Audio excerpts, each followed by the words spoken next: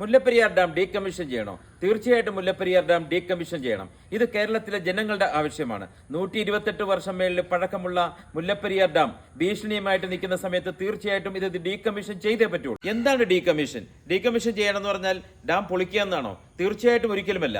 Dam പൊളിക്കുക എന്നുള്ളതല്ല, ഡാമിന്റെ അപകടാവസ്ഥയിൽ നിന്ന് കേരളത്തിലെ ജനങ്ങളെ രക്ഷിക്കുക എന്നുള്ളത് മാത്രം. ഇതിൽ 2 നിർദ്ദേശങ്ങളാണ് ഞങ്ങൾക്കുള്ളത്. ഒന്നെന്ന് പറയുന്നത് ഇപ്പോഴത്തെ ഹൈറ്റിൽ നിന്ന് 50 അടിയിലേക്ക് വെള്ളത്തിന്റെ സോഴ്സ് മാറ്റുക.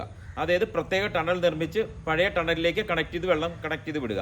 പിന്നെ രണ്ടാമത്തെ ഓപ്ഷൻ എന്ന് പറയുന്നത് കക്കി ഡാമിൽ നിന്ന് തമിഴ്നാടിന് വെള്ളം കൊടുക്കുക. അങ്ങനെ കൊടുക്കുന്ന സമയത്ത് മുല്ലപ്പെരിയാർ ഡാമിന്റെ വാട്ടർ സോഴ്സിനെ നമുക്ക് കുറയ്ക്കുവാനും അപകടാവസ്ഥയിൽ നിന്ന് ഒരു പരിധിവരെ ഇമീഡിയറ്റ് ആയിട്ട് നമുക്കൊരു സൊല്യൂഷൻ കണ്ടെത്താനും പറ്റും. പെട്ടെന്നുള്ളൊരു സൊല്യൂഷൻ ഇത് മാത്രമേ ഉള്ളൂ. കാരണം മറ്റൊരു സൊല്യൂഷൻ എന്ന് പറയുന്നത് ഡാമിനെ പൊളിക്കുക എന്നുള്ളതാണ്. ഒരിക്കലും നടക്കാത്ത കാര്യമാണിപ്പോൾ.